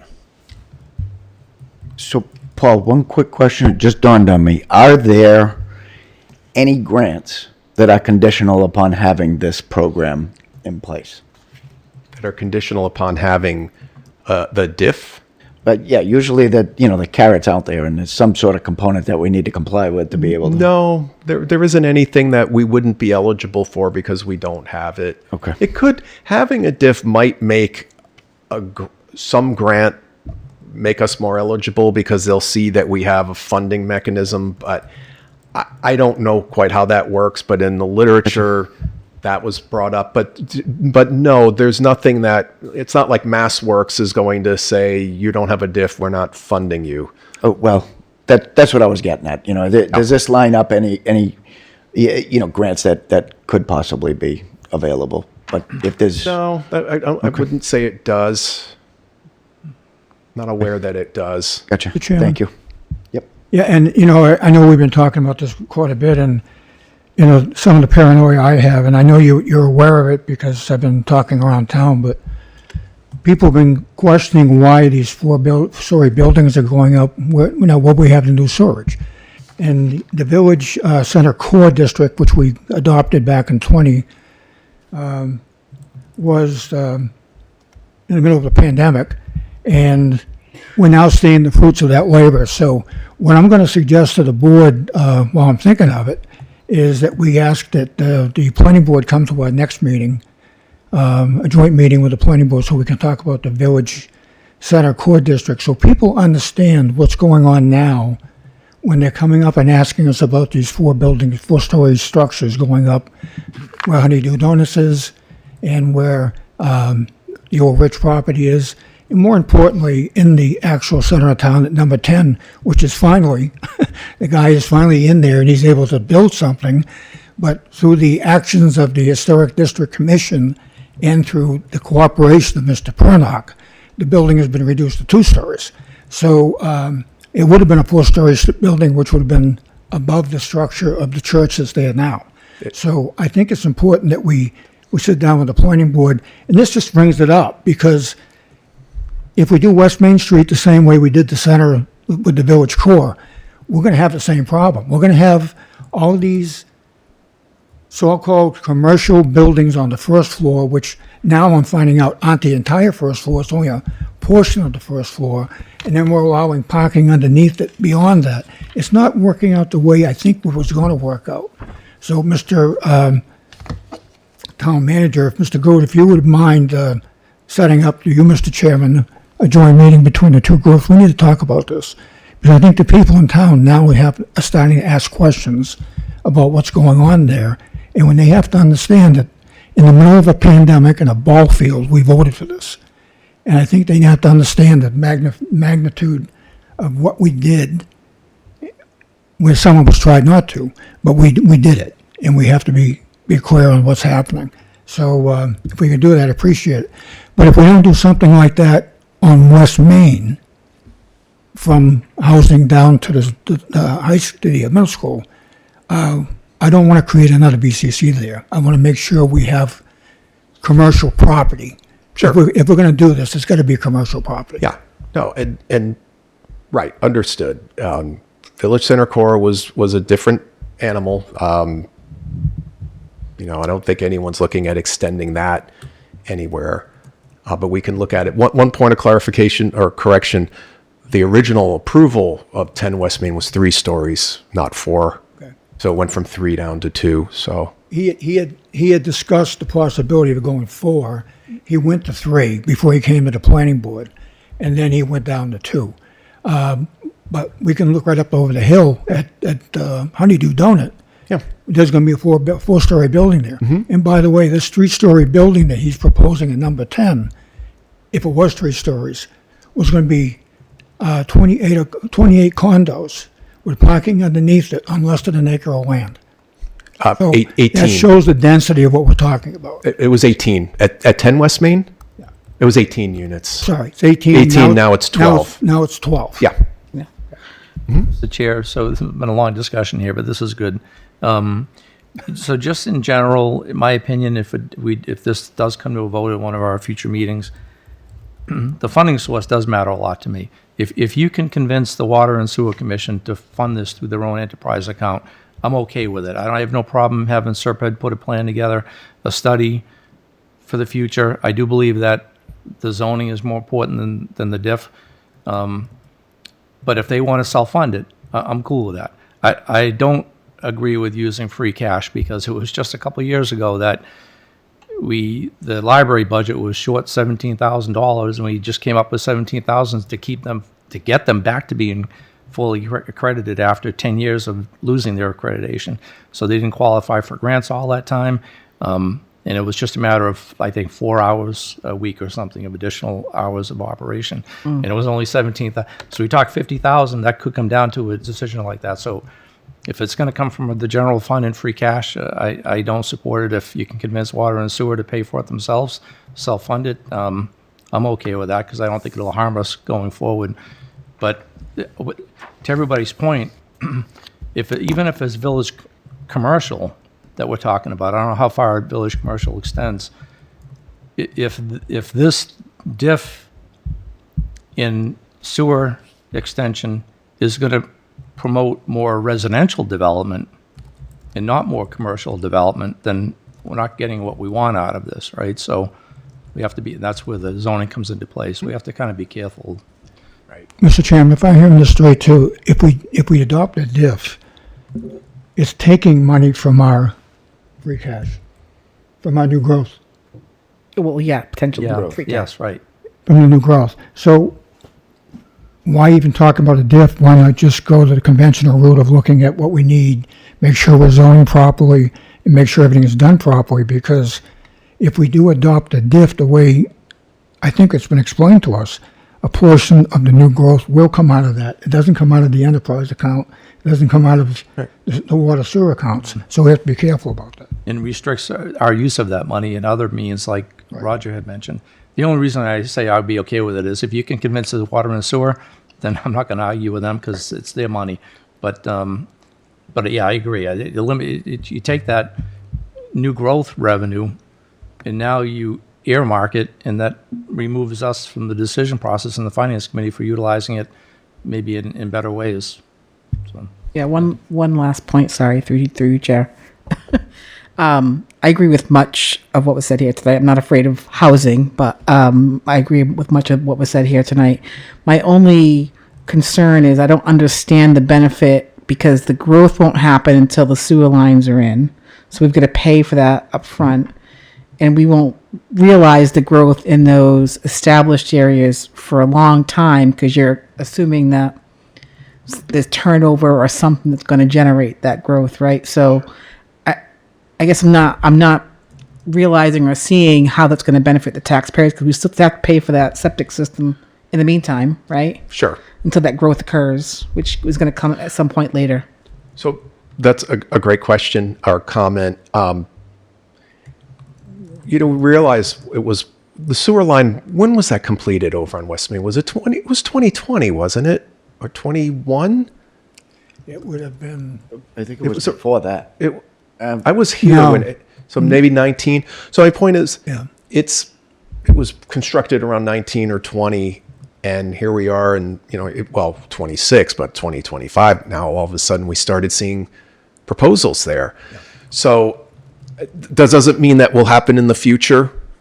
We don't know. I mean, no one has a crystal ball to see what our economy is going to look like, but one of the things I'm focusing on now as I'm learning more about the economic development role is reaching out to realtors, developers, and pointing out these properties that are on sewer in the Mansfield Ave and West Main Street, because maybe if I'd done a better job 5 years ago of promoting it to people, we might have seen more happening. But things will take time. But 5 years, when we look at where we were in 2020, It's a short time frame. it's a short time frame. But again, if we don't do anything, we're probably going to continue to see what we have, where it's an investment. Yeah. Sewer is really the investment, and it's a financial one that has the ability to give us a return. And is it a risk? Sure, like any investment, it is. But you can, by putting sewer out, we're telling the community we're ready to see this get developed. I mean, unless obviously when you're talking about places like Winnacunnet Winnacunnet or Reservoir, that was for environmental reasons. But if we're putting it out on Mansfield or West Main Street or wherever else on main roads, we are sending a message that things are changing and that we're investing in this area, and we'd like to see some areas get redeveloped. Because developers will go, okay, my capacity just went, or my development capacity just went way up because if I'm getting off of sewer with all the restrictions you have with that, that's going to be an important thing. So as a town, I need to do a better job of promoting. So hoping that happens with our existing system, and that can help give us momentum and get support for extending it elsewhere. Yeah, there's no doubt we need it. Yeah. I think there's some, like a couple members have already mentioned, I think there's some zoning housekeeping that needs to be done first. What that looks like in its finality to be determined, but I think the main corridors are pretty understood. And then, with that being said, that will streamline probably a vehicle for a lot more pre-planning with potential developers with expectations of partnering with them. They're more PPP type of things. Developers know that there's an expectation that they're going to contribute to update some infrastructure to get their project in. And I think there's a lot of pre-planning that we may need to engage in some way, shape, or form. More than happy to share with the town manager how some of the communities that I do it in, how they do it. And it streamlines a project a lot. It's conducive to a lot faster and expectation of who's going to cover the cost of some of these items moving forward. And I think a lot of people will be surprised at how much developers are willing to contribute to updates to infrastructure, whether it be power, water, sewer, what have you, roads, intersections, lighting, all kinds of things. I think if we put a better plan of that together, I think, we can't do the cart before the horse. We need to get the zoning straightened out. Whatever it's called, recodification, whatever, it needs to be started at some level. And once that's cleaned up, the developers will be in line. As long as the zoning is cleaned up to what the town wants. And I think, loud and clear, I hear it on the street as well. It's a lot of, housing is housing, but a lot of people are more conducive to the commercial component, albeit the residential buildings are very highly valued. They fill up. They bring a very high tax revenue. You can tell by East Main Street. What is that, 270? 274 East Main. The new one up next to Roach Brothers. I think the taxable value on those things, it's just mind-blowing what they bring in tax revenue because of the valuation of them. Right. But, ear to the ground, the residents don't want apartments. They just don't want them. So we have to do what the residents want, and we have to listen to them. And I think the zoning is the natural next step. We're going to clean that up first, and then move forward with and initiate other programs like that. Like we spoke about before too, with the developer contributing to a fund, on their own. Never mind paying for projects themselves. Right. But it needs to align with having sewer and making sure too that the water and electric and all the other utilities are available. But Sure. sewer, I think it's a smart move for us to be examining changes to the bylaw in those areas that we're looking to extend infrastructure to, or the sewer to it. It's a smart move. Mr. Chair, I know we want to wrap this up, but the sewer is good. We all agree on that. The more sewer, the better, as long as we have capacity in the plant. This diff is a finance plan, so that's kind of what should be debating mainly, right? Is the diff. I'm not completely sold on it, but I want to ask you, the 47 Elm Street. Let's say that was part of the diff district. Would anything have been different there? Like the residents on up and down Elm Street, they didn't want to tie in and have to pay the betterment fees and that kind of thing. If that was a diff, would anything have been different with 47 Elm? Based on what we heard, I don't think so, because when we first proposed it, they didn't want to pay a betterment. And then when the second vote, what I was hearing from the audience was they didn't want the project. And I don't think this changes any of that. Although one thing we could, it's a technical thing, but the diff itself could, even though if we're looking at funding on West Main Street, we could, for areas, for the taxation aspects, we could actually bring in 47 Elm and the DOT property to help any new growth fund the infrastructure on, let's say, the West Main Street, even though they're not part of the improvement, the state does allow you to pick properties outside of the district for where you can get new growth. So, Do that now. right. I mean, you would get the new growth anyway, but the new growth could be tied to projects or properties outside of the district itself. Yeah. Yeah.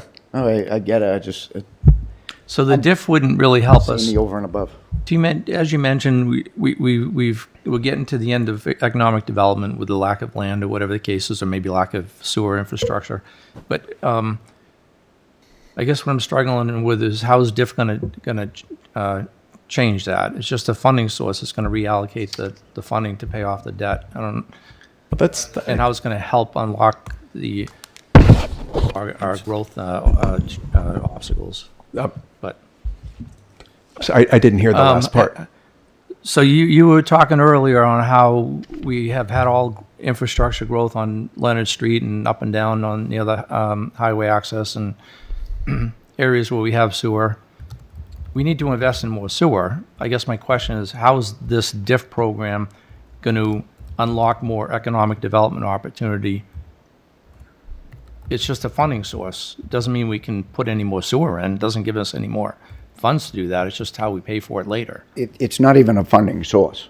All it is reallocation. Reallocating It's just finances. classifying Yeah, the that- money I mean, from yeah, one that's- bucket to another. Yeah, that's right. Thank you. It's a Christmas club. Well, Yeah. in light of moving on, if we could, Paul, thank you very much for the presentation. Definitely the board will take it under advisement. And maybe I'd like to see Justin engaged to an extent, being that it's under his umbrella now as well as yours, Paul. And I think maybe he has some recommendations and ideas too. Yeah. I've talked Fair to him enough. briefly about it, and we're going to just continue to work through this, and whatever the recommendation to get sewer on whatever the top priority area will be. Yeah. No, we're in agreement. I'd like to see what Justin's thoughts are as well once he gets more familiar with our system and see what his recommendations might Sure. be. Perfect. Sounds good. Thank you, Paul. Thank you, Paul. Thank you. Thank you, Paul. Thanks, Paul. All right. We have more of the town manager's report. Just briefly, we are hitting the ground hard. We're preparing for budget season, internal coordination, process stabilization. We're putting systems in place, regular department head meetings, regular key operational department head meetings. A lot more coordination, communication, sharing personnel, sharing equipment is happening. We're developing the budget proposals. In fact, that's where most of my time is going, marathon meetings with department heads, trying to produce the most effective, efficient budget for next year, as well as planning for town meeting. So keep the town meeting proposals coming, and stay tuned on a time to drop in to meet our new IT director and assistant town manager, who both start on the same day, February 2nd. Thank you. Through you, Chair. Yes. Just one thing, Mark, as you're preparing the budget for the spring town meeting, one thing I would love to see, which we've not been able to get in prior years, is understand in this year's budget for each line item, each department, what the head count is, and then in the proposed budget for the future year, what the proposed head count is. I want to see where there's changes, either a reduction or an addition, as a comparison for the budget. So that'd be great. We did include that on the department submissions this year for the first time. Beautiful. Thank you. Wonderful. Thank you. Okay. Thank you, Mr. Town Manager. Mr. Chair, if I may Oh, ask yeah.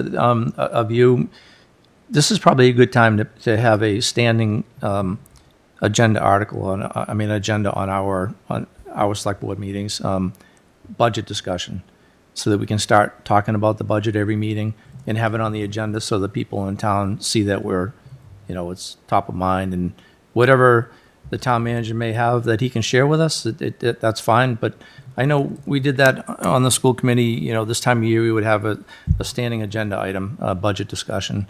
And that way the people know that it's going to come up because it's on the agenda. Like, we can talk about it in town manager's report, but the general public doesn't know that we're going to talk about the budget in the town manager's report every meeting. I think at this point, for the next 4 months, it's probably a good idea to have it on the agenda. It's my opinion.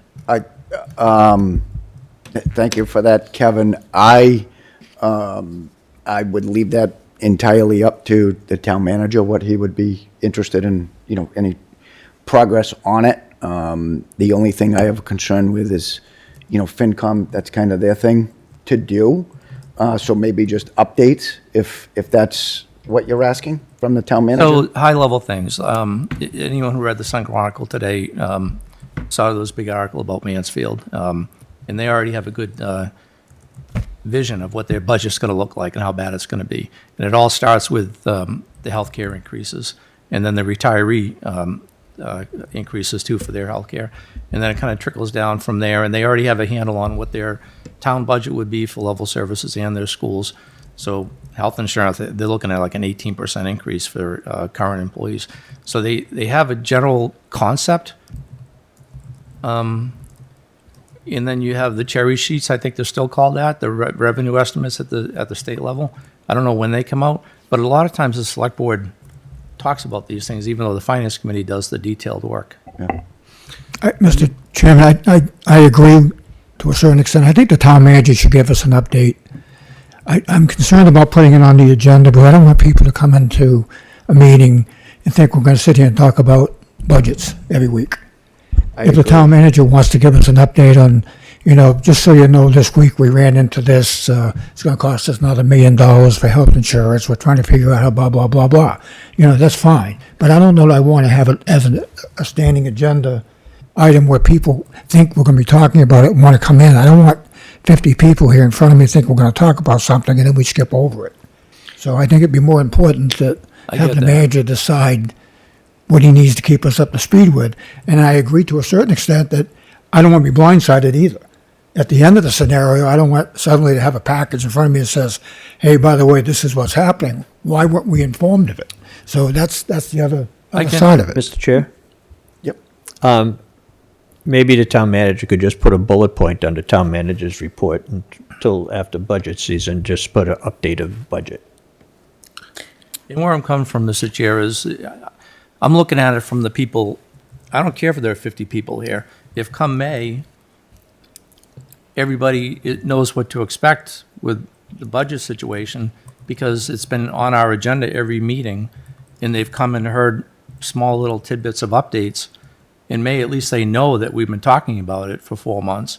If we don't have it on the agenda, people are not going to show up or watch, and then they're going to be surprised when we have cuts and such. You know, Mansfield's article was good because the people in Mansfield know what to expect. They're asking for another override. Obviously, we can't do that, but they went for one last year, it failed. They're asking for another one this year. There was going to be no surprises at the Maytown meeting in Mansfield. But I'm afraid that if we don't keep it as an ongoing topic, there may be surprises in Norton at the Maytown meeting. I don't disagree, Kevin, but I do think, you know, adding it as you know, Mr. Kimball alluded to, as well as, you know, and Mr. Marson recommended, I do believe, you know, maybe under town manager's report, an update from the town manager on, you know, potential deficiencies, any updates that you deem relevant for us to try and affect what Mr. O'Neill is trying to avoid come May. Well, we'll know. I don't mean to interrupt you, but so the 5 of us will know. That's great. And anybody on Zoom and anybody in the audience will know, which is 0. My point is, there's got to be more than just the 5 of us that know what's going on. And the only way you can encourage participation and you know, people watching this and following it is to have it on the agenda. As painful as that may be to have 50 people sitting here and asking questions, it won't be an open meeting. That wasn't what I was suggesting. What I was suggesting is it's on the agenda the town manager doesn't have anything new or an update of any sort. They've come to talk about the budget, and we have nothing. We're going to skip over it because we don't have anything to talk about. I think it's just cleaner to have the town manager keep us informed as things happen. I agree. Yeah, I would say as a solution, maybe not necessarily put it automatically in every single agenda going forward, but Mark is hearing us that it's top of mind for us. So if there's anything that needs to be reported, you'll know in advance of the agenda to add something on there for that discussion, right? So it'll be in the agenda so people know, and also we'll have some discussion about whatever top level stuff that you can share with us. It's always on the top of my mind. Yeah. I mean, I can give you a brief report now if you like. In a word, it's tight. Yeah. We're reining in expenses and trying not to have layoffs to the best of our ability. There's a lot of moving parts. The charter does require regular updates as budget season progresses. So over the next week or two, I have a goal to get the board a schedule of meetings, when the preliminary budget's going to come out, when the final budget's going to come out. It's going to involve when the finance committee hearings are, multiple hearings, at least 3 or 4. I'll get with the chair, come to you with a schedule of how the progression will be. I agree there should be no surprises come town meeting and leading up to it. Every day, I mean, for example, tomorrow I have a meeting with the healthcare group, and we're going to find out what the projected increase is in health insurance, one of the biggest budget drivers. We're looking at 10 to 12%. We'll have a more firm number tomorrow. Every day we're receiving updates from the state, from state aid. We're going to track the budget as it progresses from the governor's proposal, which I understand is about a week away, as it moves through the House, through the Senate. We're negotiating 8 collective bargaining agreements in addition to a lot of moving parts. There's over 1,000 line items, and I'm not trying to do a cut and paste like Mansfield did. I'm digging deep into every dollar and finding where to best allocate those. So that's where we are on a high level. Happy to take any questions during town manager's report.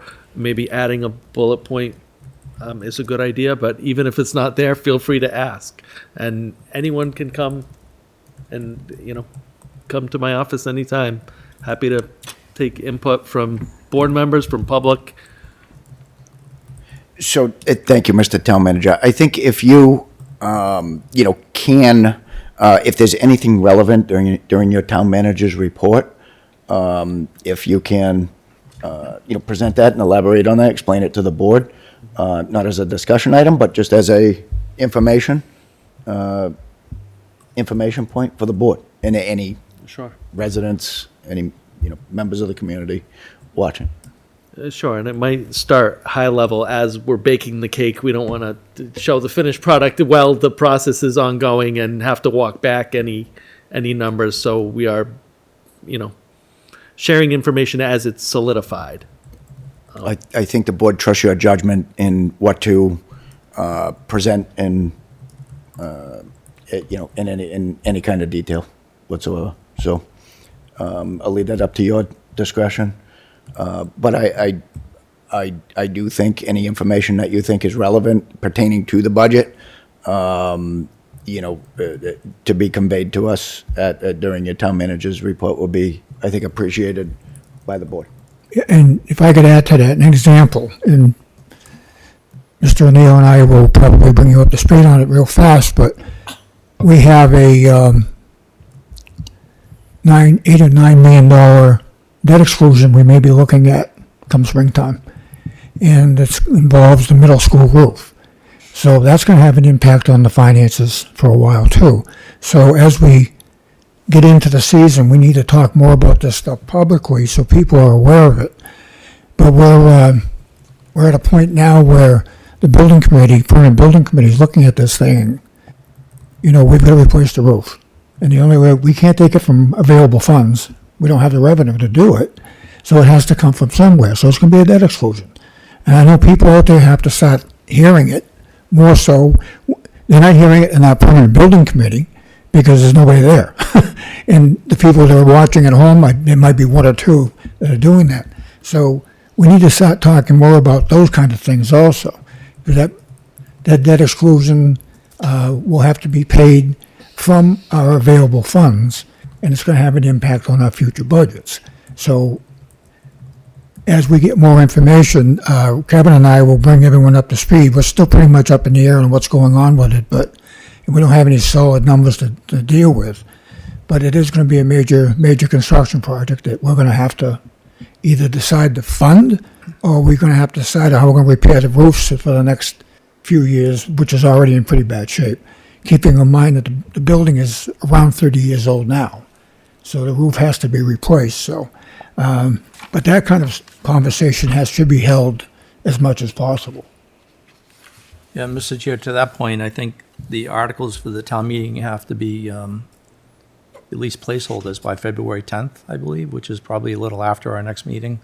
So you know where we're coming from with the building committee. Obviously, it's a board decision, but you have the April 11th election. The way to make sure that it doesn't impact our budget is through a debt exclusion override. So that would have to happen on April 11th, and then the May town meeting allocate the money. So I know none of us want to talk about this, but it has to be brought up, because if we don't, everything as far as the middle school roof and the timeline with the MSBA, they already gave us an extension. If we don't tackle it this budget season, it's not going to happen. And that, like Mr. Kimball mentioned, is a 30-year-old roof. Regardless of the history, it's still a 30-year-old roof, and it's a very complicated, large, complex roof. The amount that we'll ask for is up to. Hopefully, it won't come in anywhere near that, and we're getting 55% reimbursement, which, by the way, if we don't address it now, that reimbursement is not guaranteed if we decide to do it in 2 or 3 years. So they'll go to another school district, next one's in line. So I think it's up to you, Mr. Chair, how we handle that on future agenda items for these meetings, but we can't ignore it. Okay, thank you. Noted. Mr. Town Manager? Just on the roof, it'll probably require a vote from the select board to put that on April's ballot. Yes, that's You why I will. brought it up. Yep. Right. Yep. And unfortunately, if we want to get the 55% reimbursement, which is still up in the air, but as of right now, we're going to get it. We have to take 2 steps immediately to make that happen. First step is April 8th election. 11th. I'm sorry, April 11th election, and then the May town meeting is the second step. Those are the 2 steps that we have to do to approve a debt exclusion for next year. We're not going to have the roof repaired this summer. We're not going to be ready to do so. So we're looking at doing the repairs in the summer of '27, and they do the repairs when there's nobody in school, obviously. For obvious reasons, we don't want anybody to get hurt either. So just so people know that we better take those 2 steps in order to make it all happen, including the ballot and then the town meeting. And right now, we're at a pause. We had our meeting last night, so just so everybody here knows, there's nothing more we can do. Dr. O'Neill gave us an update on the short-term repairs that they've been making to get through the next couple of winters. They're done there. She's going to be looking for financing reimbursement through the FinCom, but and then they paid for the feasibility study already. So they have all of the information available to present to the town for I guess the proposal or solicitation of approval at the town meeting, and for the debt exclusion for the election. So they have everything ready for that. Bob and I have our hands tied between now and April and May. There's nothing else we can do in our meetings around the middle school roof because we don't have the funding to move forward. Even the architects can't do any further design work until we have a larger amount of funding. And so and then if the money is approved and we're moving forward and everything is a go, then they have some design development work and architectural, construction documents they have to work on, and they go out to bid. All of that happens in the fall and the winter, and like Mr. Kimball mentioned, the actual project work will happen next summer. So there's a timeline already established. We just need this board's support in order to put it in front of the town.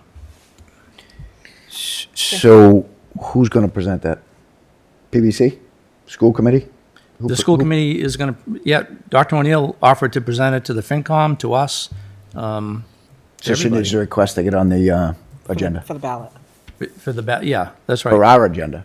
She's going to ask to be put on our agenda as well. Yep. Okay. She's taken that on, but I think we're all waiting for this board to make the decision to put it on the April ballot and the May town meeting.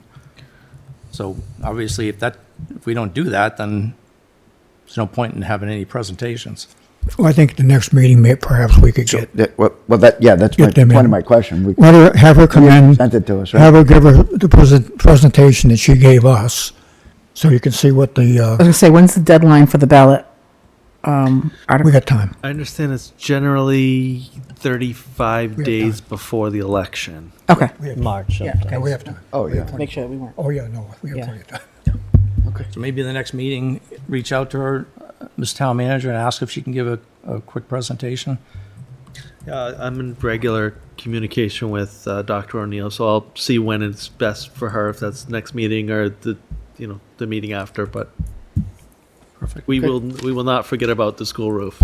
Well, I don't want to miss our deadline too of February 10th, is it, to get articles on the town meeting? Well, we can put a placeholder. I think a placeholder should be put. That'll be fine. Regardless, Yeah, yes. gotcha. Yeah. Good. That's just for the placeholder. Yeah.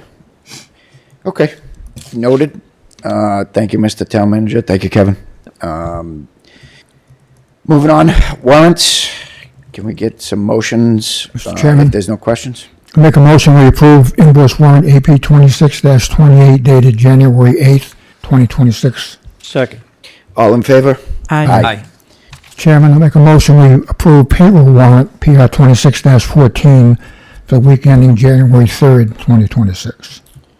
Second. All in favor? Aye.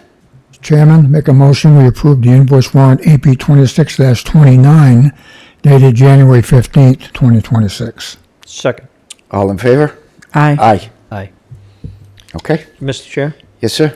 While we're talking about these warrants, we all noticed how thick the stack of warrants would be to have them printed up.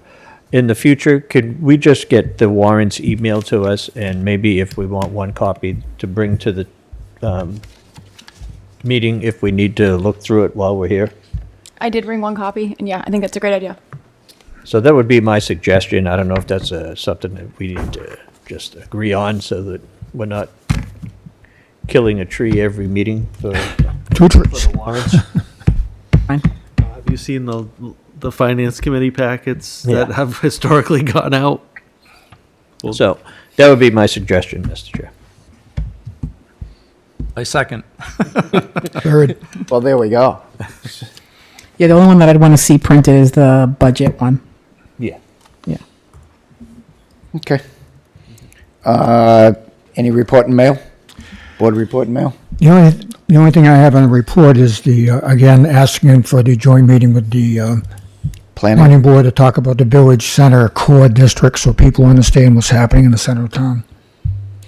Planning board regarding VCC, Mr. Town Manager, I know you already have those notes. And also asking representative from school, whether it be the superintendent or whatever, to present the PBC recommendation for the roof. Great. Okay. No executive, so motion to Mr. adjourn. Chair? Yes, sir. Make a motion to adjourn? That was fast, Roger. All in favor? Aye. Aye. Thank you, everyone. Nice picture, y'all, too.